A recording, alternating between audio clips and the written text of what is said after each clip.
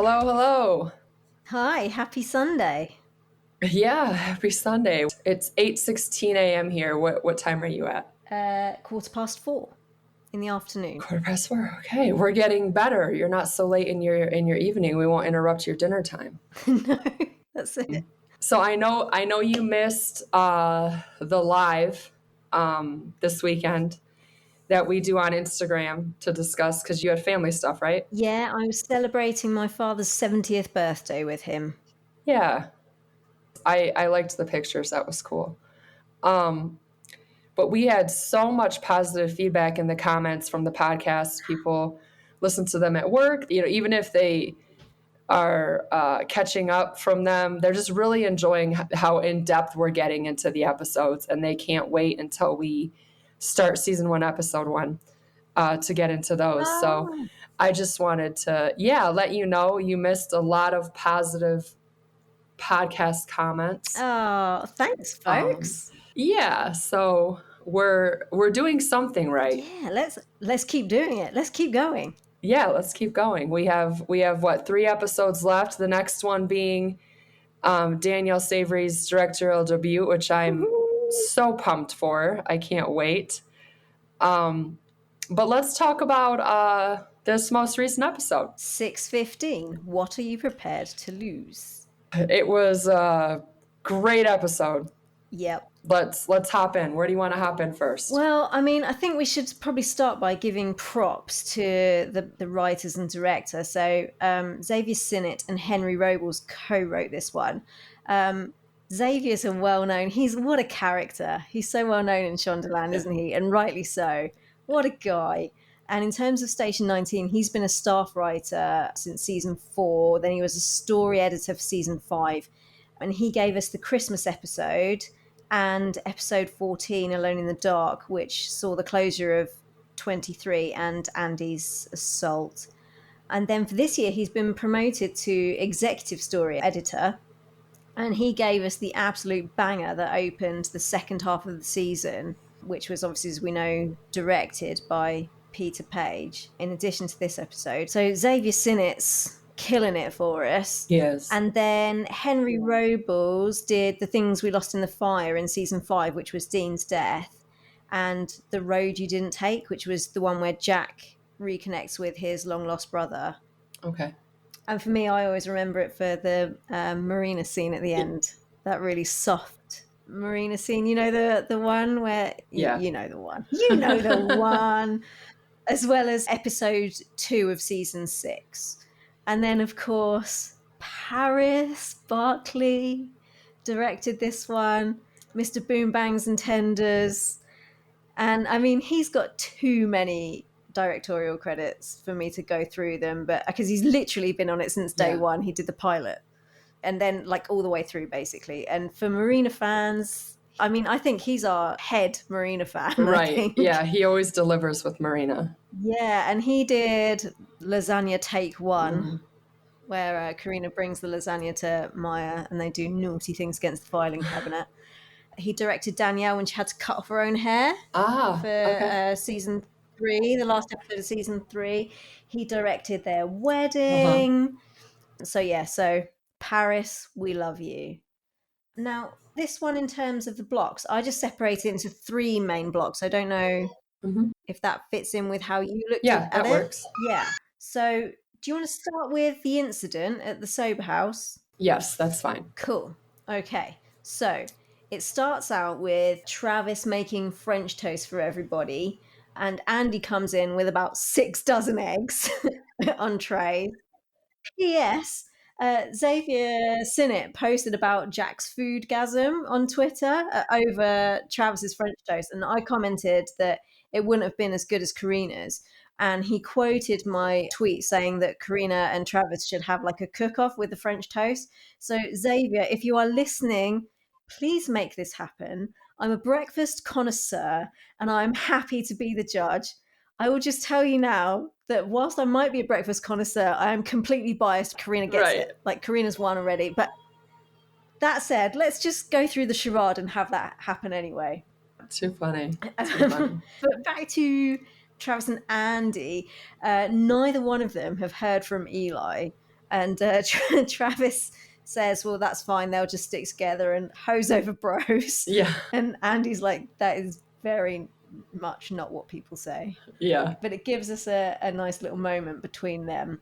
And then Andy is just making it super awkward between her and Sullivan. And this poor guy must be clueless as to why Yep.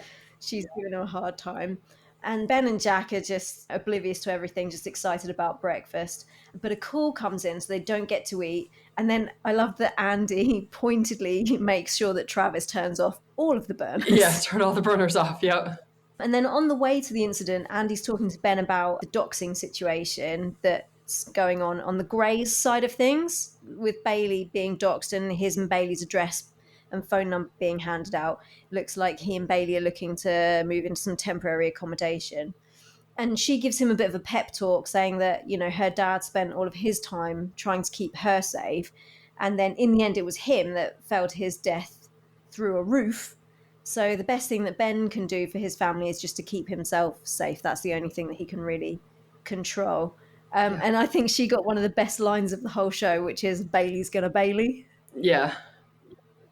Yeah, I really appreciated the whole along the whole storyline, the exchange between Andy and Ben. I really liked how that was done. Yes, yeah, she was a good confidant for him Yeah. through that episode. I really liked it. And so the fire is a two-story residential home, but it turns out that it's been converted into a sober house, and the rooms have been divided with plywood into like sub rooms. They've just been subdivided, so as to maximize the living quarters. So there are actually 19 residents living there. All of them are out bar 3, but the fire's near impossible to control due to the maze-like layout and the not up-to-code building materials that have been used to divide the rooms. And then we see what was teased in the promo, which is Ben falling through the roof whilst they're trying to ventilate it. And of course, he does so right in front of Andy. Mm-hmm. His radio is damaged in the fall, so he can't let anyone know, even that he's okay, let alone his position. And he has to then try and make it through this maze completely blind, basically. Theo is very cutting to the manager of the sober house, who by all accounts appears to be a saint. June, her name is. Mm-hmm. And Theo's blaming her for the fire, telling her that her improvised rooms have created a fire trap. Despite her telling him over and over again that it's not her fault, she just works there. And she's trying her best to help rescue these men who she clearly cares for deeply. And Vic's just looking on, witnessing the whole thing. Ben, in his struggle to get out, comes across two of the residents.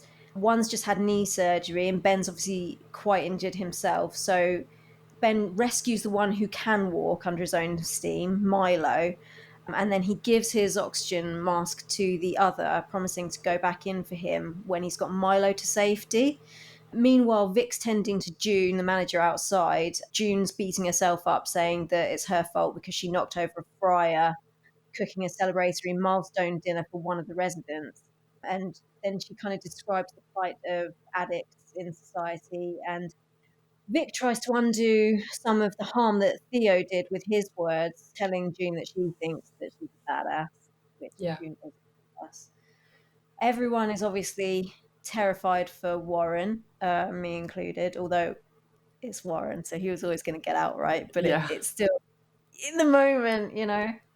And the chief arrives on the scene, and Sullivan radios from inside the house saying they're basically getting sandwiched in by fire.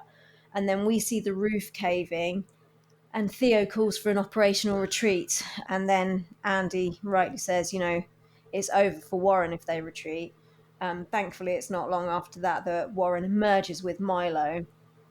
And then it takes 4 of his fellow firefighters to hold him back from going back in for Taylor, the man he promised he would return for. And Taylor's just sitting there surrounded by fire, looking terrified, and perhaps realizing that no one's coming for him.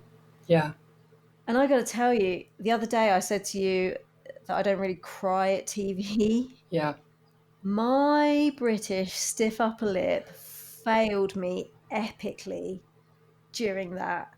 And I blubbed like a baby. And then I watched it a second time this morning to do my notes for this podcast, and I blubbed like a baby again. Yeah. That scene was hard. It hit me too, seeing him because he was watching. He could see that they weren't letting back in and that they weren't coming, and that was a hard scene for me to watch too. Yeah. And Jason George, absolutely. That is the best thing I've ever seen Jason George do. Yep. Genuinely, I think. The pained expression on Ben's face as he's literally physically fighting to get back in that house, and the four of them just dragging him back.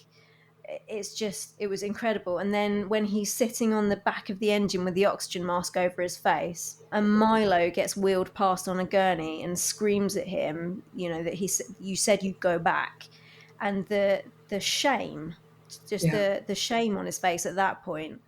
I genuinely think that Jason George, just that was a standout moment for me. I've never seen him do anything better, and I think he'd have to go some to top it. I just thought it was a superlative performance for me. It was for me and for Andy as well. I loved the exchange when Andy walked up to him and said, "You fell through the roof," and he said, "I know," and just they communicated so much with so little vocabulary. He couldn't speak, could he? He Yeah. said Herrera, she said Yep. you fell through the roof, and then Yep. you just saw him look at her and kind of, because there are no words, right? Right. There was nothing that either one of them could say. No. They just had to both kind of witness each other witnessing it, I think. Yeah. Yeah. That was so powerful. So powerful. And then everything was in slow mo when the rest of the team came out and the music had started up, and the relief on Vic and the Chiefs' faces when everyone emerges from the building. I mean, Merle bloody Dandridge, mate. They cannot get rid of her on this show. I love her, which is one reason this episode was so hard for me because we'll get to all that.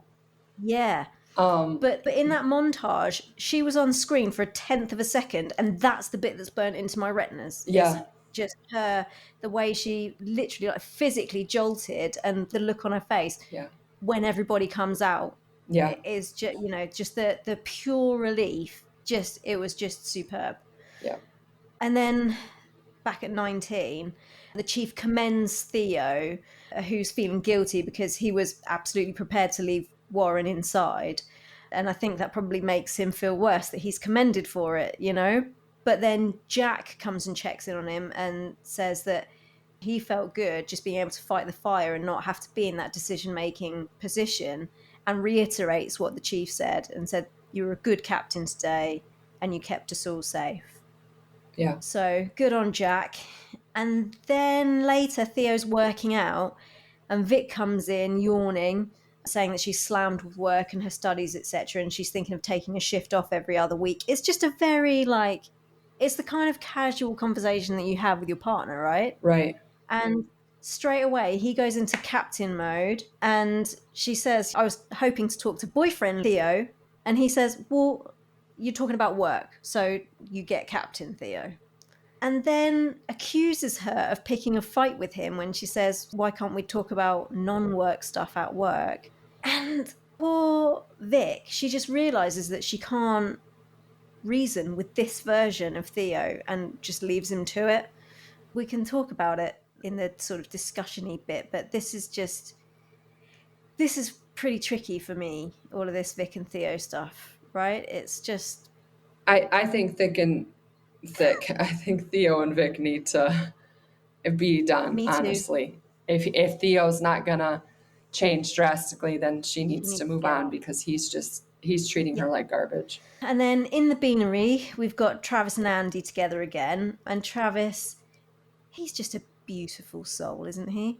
He is, yeah. And he says to Andy that what she witnessed with Warren would have brought stuff up for her, and he's there if she wants to talk, which then leads them into a discussion about Eli. And Andy says to him that Eli was never right for her, but she thinks that he could be right for Travis. And days like today should make you realize that if you like the boy, you should call the damn boy. Right. Yeah, I like that line. I loved that line. That's why I picked it out, because I thought she had some absolute corkers of lines to deliver this She week, I did. thought, Yeah. and did a good job with them. And then we see Warren head to Theo's office. He's banged up. He's got a broken arm, two broken ribs.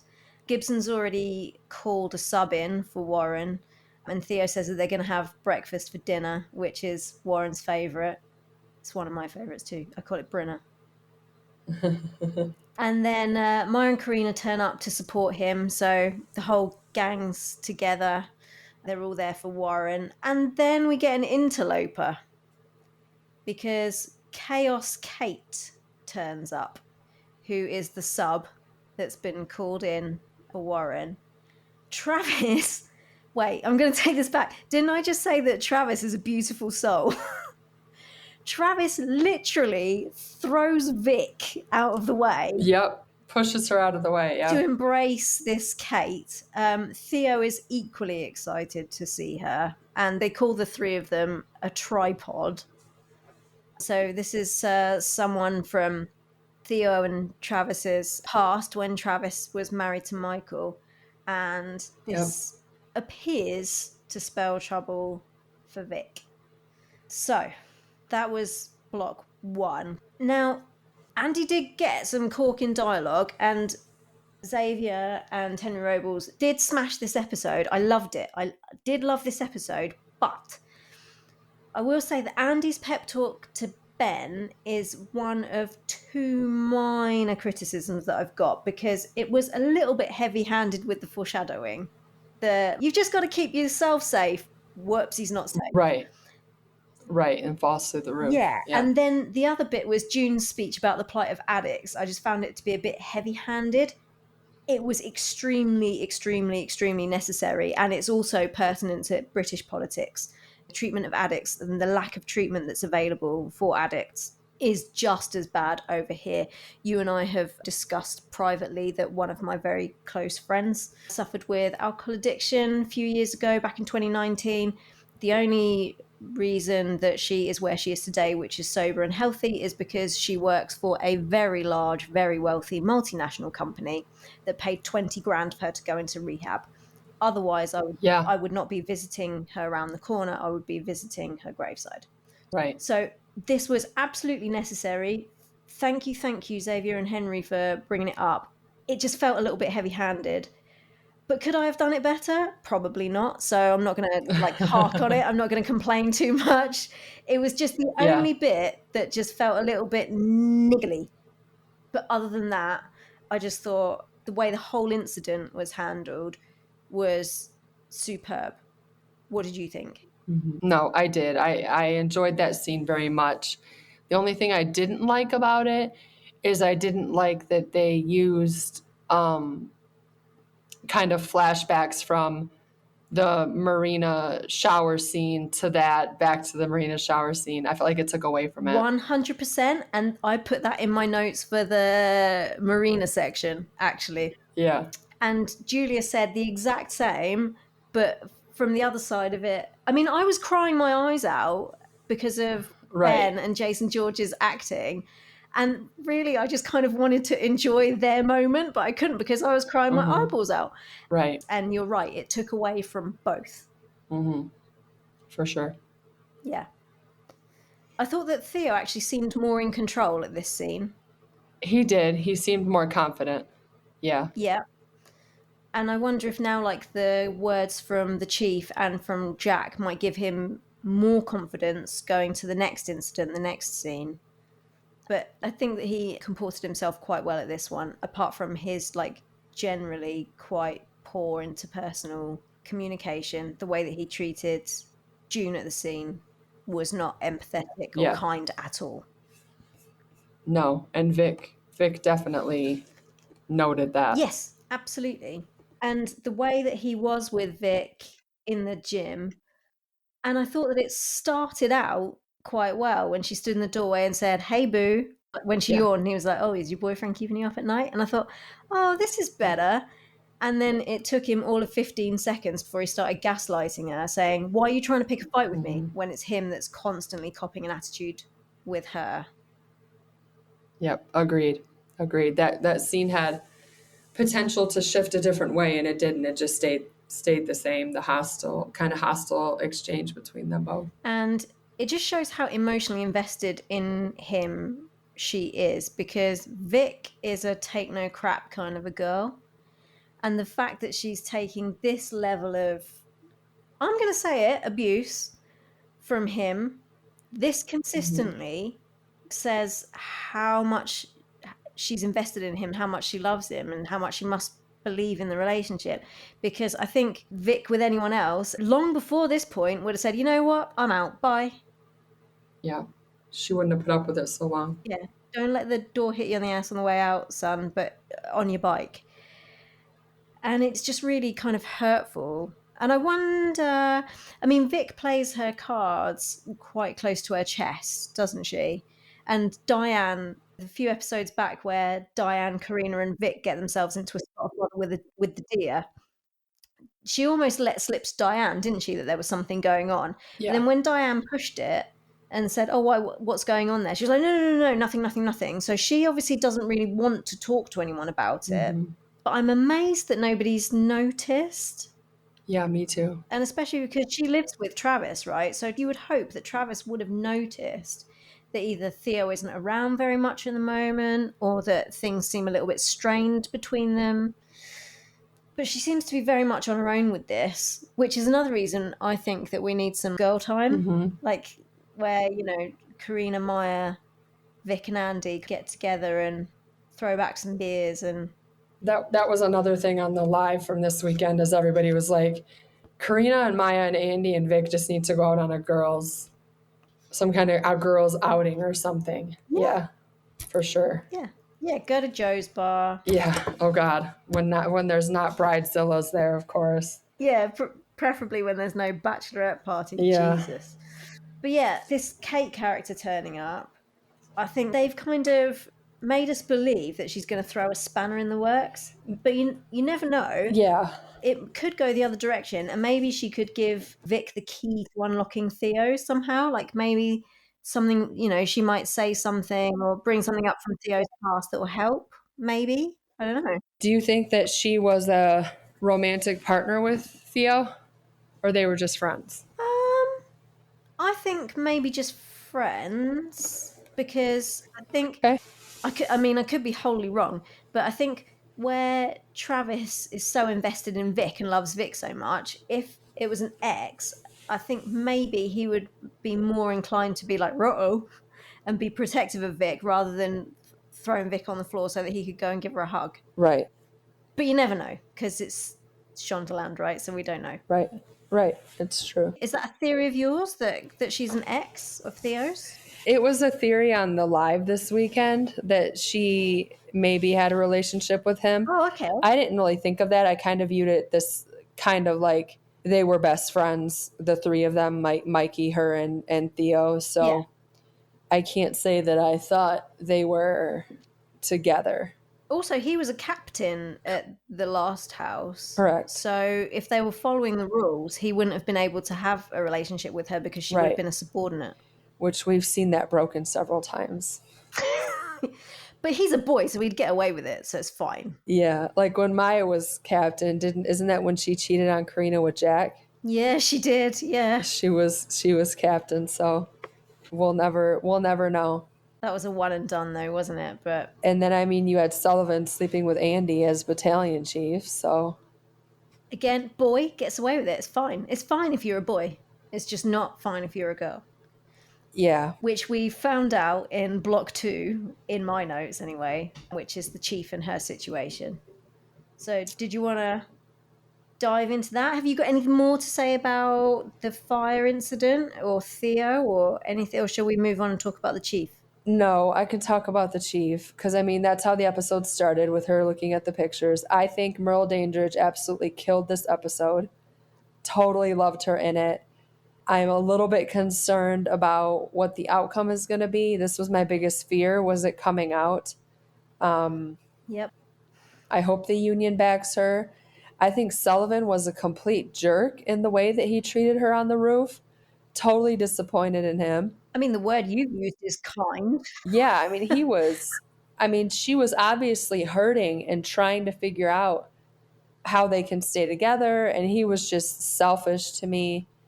I was shocked that she went to the union herself. I thought she should have went to the police union first. Yep. And then I was a little bit discouraged that they were blowing up Sullivan's phone asking if he was like coerced to sleep with her and all that stuff. So the whole Ross Sullivan completely triggered my anxiety because I love them together. Yeah. And I'm just hoping we don't lose her in the chief position. Yeah. So, as you say, the first thing we see is her flicking through these photographs Yeah. with Maya and Andy in her office. Maya looks super ashamed. Yeah. She's also looking well, Yeah. made up all nice. Yeah, it looks good. Right? Yeah. Yeah. Andy's already coming up with strategies as to how to deal with the scandal. And she says that it's because she never thought that she'd see a woman of color kicking ass as chief, so she needs to keep the chief there. I really liked Andy in that scene a lot. I really He was did. brilliant. The chief is still very mistrustful of Maya and asks her what angle she's playing. Yeah. And Maya says, well, the last time I did that, it almost destroyed my life. And Andy immediately backs her up and says, no, she's trying to do the right thing. So the chief thanks them both and dismisses them both before telling them that she wants to be the one to tell Sullivan, which kills Andy because she cannot wait to rip into this guy. Which I want to see that so bad. I hope we get that. Andy is all of us. Rip into him. The chief's first port of call is to Dixon, who sees Maya's righteousness as having gone soft. And I love that she says to Dixon that he's had her followed like some kind of pervert. It's like bang on. Yeah. And she calls it a violation of her privacy. And he just says, well, all's fair in love and politics. Like he literally cannot distinguish the difference between the political and the personal. And he said that she made it political by turning the city and FD against him. And so he's now using her personal life to attack her politically. And his terms are she endorses him or he goes to the union with the pictures and she's got until day's end to make a decision. And bless her, she paces around her office. She was so distraught. Yeah, and the hell that she was giving that stress ball. Yeah. And she tries to get hold of Sullivan, but she can't. And so she goes to the union instead.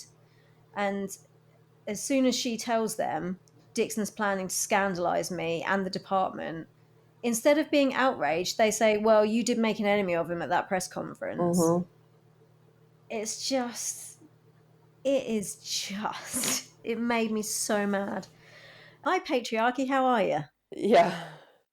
And she confesses that she and Sullivan have rekindled their romance that they had in Iraq, but she makes clear that she only rekindled that after she'd promoted them.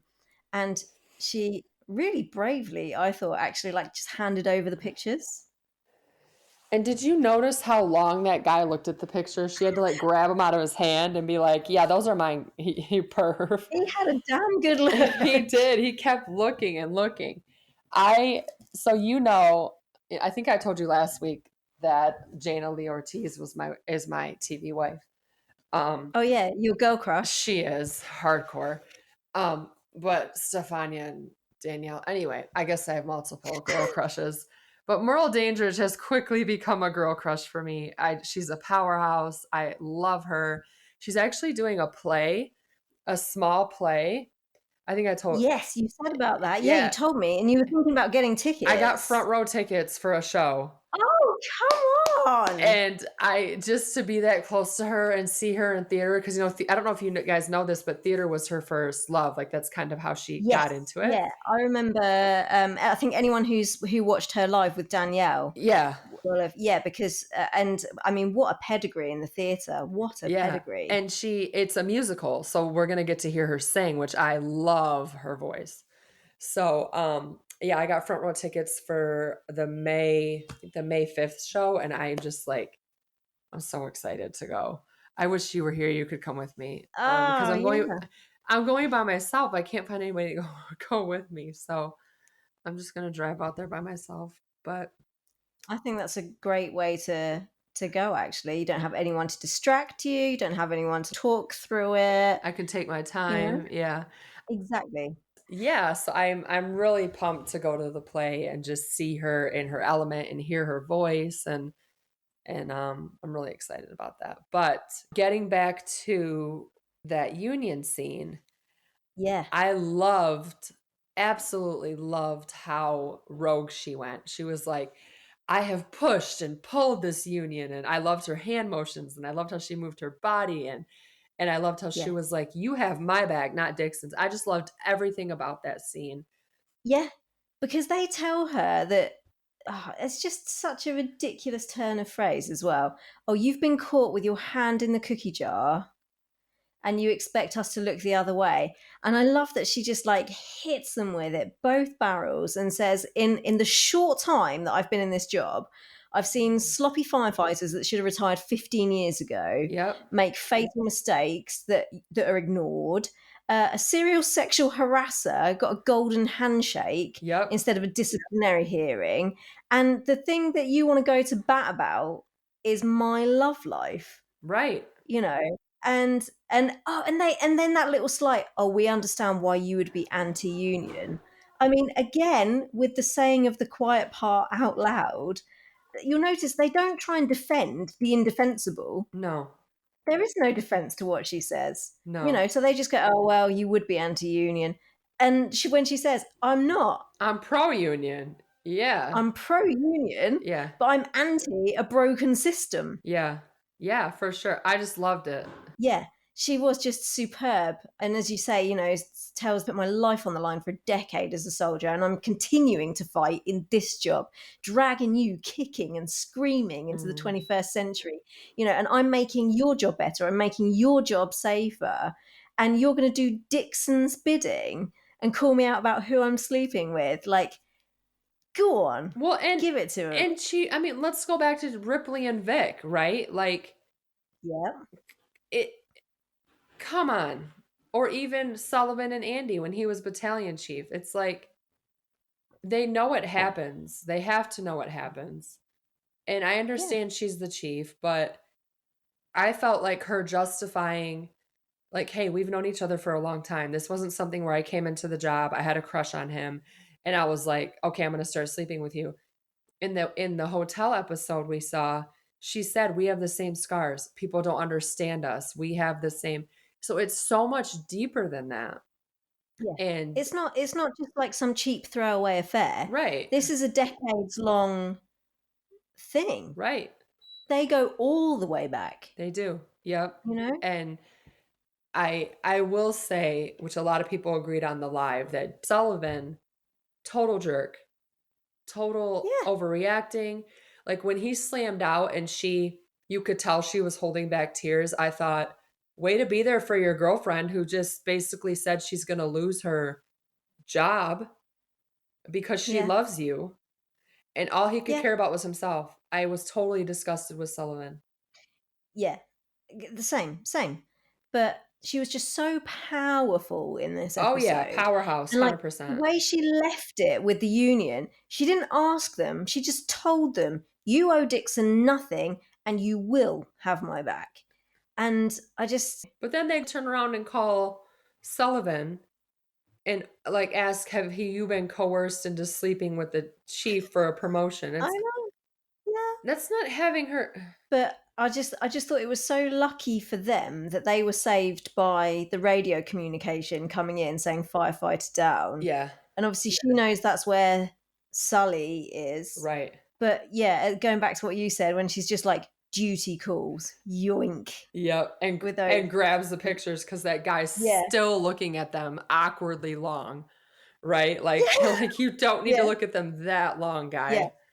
Seriously. But as soon as they get back to 19, Sullivan's being a jerk, to use your terminology, because in the barn, I think he's maybe listening to a voicemail. I think they've probably left him a voicemail. Yeah. And he almost like barges past her and he shoots her the filthiest look.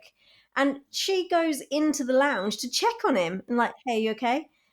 Which is when, as you say, he says, well, they're asking me if I was coerced. Yeah. And he instinctually blames Maya for it.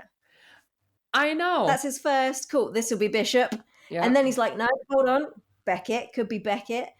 And then when she comes clean and says, no, no, no, it was me, as you say, he's got zero interest in why she did it. Yep. And what really annoyed me is when he says to her again, like, oh, you're just looking after your professional interest, to hell with me.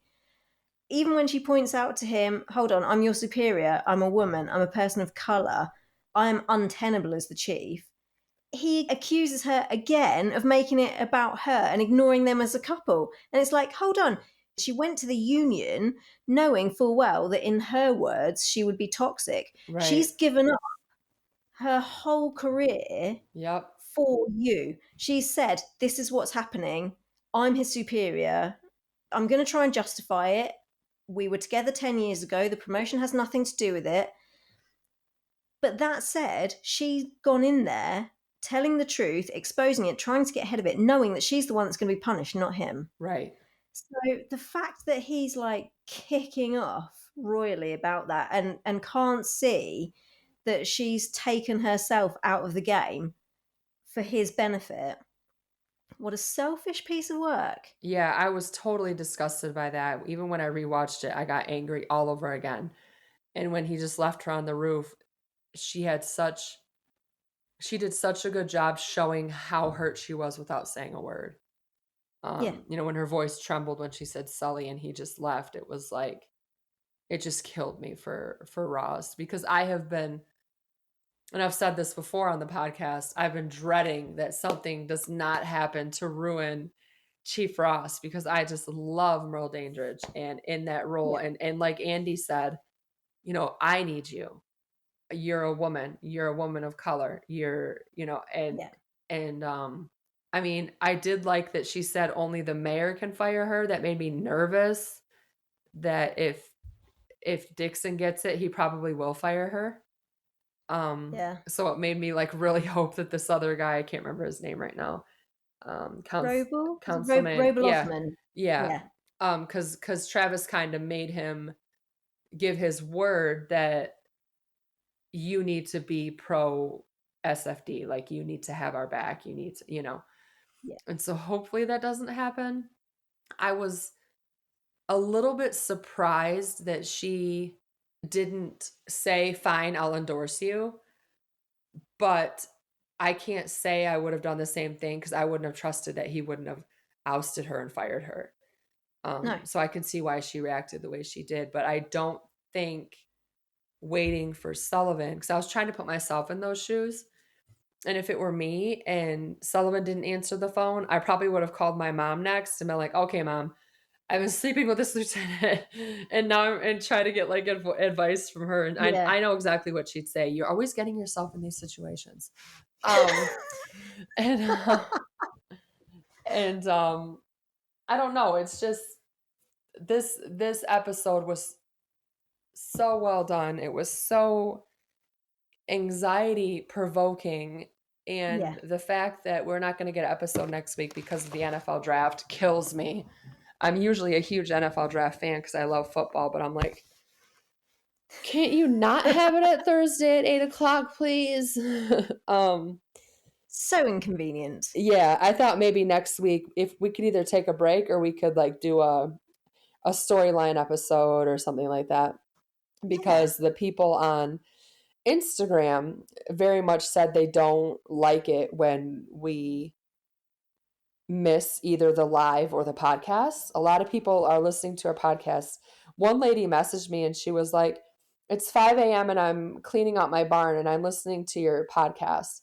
And it just made me so happy that people are like using their time to listen to us talk about Station 19. Yeah, Like, and that we're keeping them company when they're going about their day. yeah, Yeah. I love it. And they totally love that it's an American and a Brit. They just totally love that. So it's cool. Oh, awesome. Well, in the words of Travis Montgomery, maybe we should give the people what they want, Tiffany, and not take a week Yeah. off. Yeah. So let's try to think of something. Let's try to think of something we can talk about next week. Going back to the chief, I think she was in Yes. 5 separate scenes, Mm, and she was just an absolute scene stealer for me in all of them. yes. However, I think Ms. Zaiver gave her a run for her money in the first scene. Since you mentioned to me the way that Danielle clenches her fists and uses her hands when Yeah. she's indicating Maya's anxiety, I can't stop seeing it. Yeah, the subtleties that she does. Yeah, and Yeah. she did it again in this scene, and she was so good. And she and Merle Dandridge together, what with Danielle's quiet brooding and the anxiety hands, and then Merle Dandridge's facial expressions and her timing, and the way she struggles to get her words out at first. She struggles to say, who else has seen these? And then Maya just blurting, nobody, like before realizing that, oh, crap, actually, I've shown them to my wife. But she's so Yeah. desperate to prove that she's done the right thing, Yeah. and I just thought that the tension between the chief and Maya was just bristling, and the stern expression on Merle Dandridge's face. It was just, I know I'm in danger of overusing this phrase, but bloody masterclass, mate, wasn't Yeah. it? No, she is totally. And a lot of people wrote in asking if we thought Ross would eventually give Maya an apology for what happened, because Ross kind of allowed how Beckett treated her and how she, you know what I mean? She kind of Yeah. allowed all of that. And do we think that after she has time to settle and get back to a good place, she's going to apologize? I don't know that she will, because I think that she would. I think the chief is the kind of woman that would look at it as like, yes, there were mitigating circumstances. However, you still did the stuff that you did, and you have to own it. And whilst I'm sorry that it happened the way it happened, there were a million times that you could have turned around and gone in a different direction, and you didn't. And Yeah. so that would be my take on it, that she would happily draw a line under it and move on from it. But I don't think that she would see herself as owing Maya an apology, Okay. is my Good take. point. Yeah. I think she might. I think she might. I think she might come to her only because she might say, it might be more of a thank you for handling it the way that you did, and I'm sorry for how things happened. I think it might happen that way. Could do, yeah. Could well do, yeah. Yeah. But I just thought that the three of them together in the room was great. And I loved how all of them had a different focus, and they were all completely selfish in that moment. Andy and Maya had gone there to help the chief, but Right. it was all completely selfish. For Maya, it was, I need the redemption. I need to prove that I'm on a different path now. Right. And for Andy, well, it's like we were saying last week, right? When I said to you that everything's political until it becomes personal. And for Andy, Right. this is about women and women of color specifically in the fire department. So, and she starts by saying, "Well, the department can't afford to lose you," and then she's like, "Let's be honest, I can't afford to lose you." You know, I absolutely loved Andy in that scene. yeah. Loved, loved, loved, loved, loved. Pat Healy, loved him in this episode. I mean, I friggin' hated him, but loved him in this episode. Yeah, he did good in his scene other than being a He and Merle snake. Dandridge, I loved their juxtaposition. Just as humans, just Dixon and Ross are like literally at opposite ends of the spectrum. And Right. it couldn't be more evident than in their scene where Dixon's just reveling in the mischief making of it all. And, he's like, ooh, the horror, and then singing, I've got a date with the union, sort of thing. Yeah. And he doesn't see it as anything more than just a game, just a power game. And he's just entirely incapable of seeing that she's just desperately trying to keep the threads of her life together. What I don't understand is now that Travis is out of the race, why is he attacking her so bad? Because she's discredited him. She's kind of made a fool of him and he said that, Because of the press conference? That's it? yeah, she's pitched the city against him. She's got the city against him. She's got FD against him. And so he still feels that even though Travis is out, that because Robles Osmond will have Travis's support, he's still the underdog. And so I think he thinks that he really needs the brass to be behind Yeah. him to make him seem credible. And so I think that he feels that her endorsement will turn public opinion round. That's what I think. Also, I think that he just enjoys making people miserable. It's revenge, isn't it? I think maybe her endorsement's almost like a cherry on the cake. I think for him, it's just revenge. It's like, you've hurt me.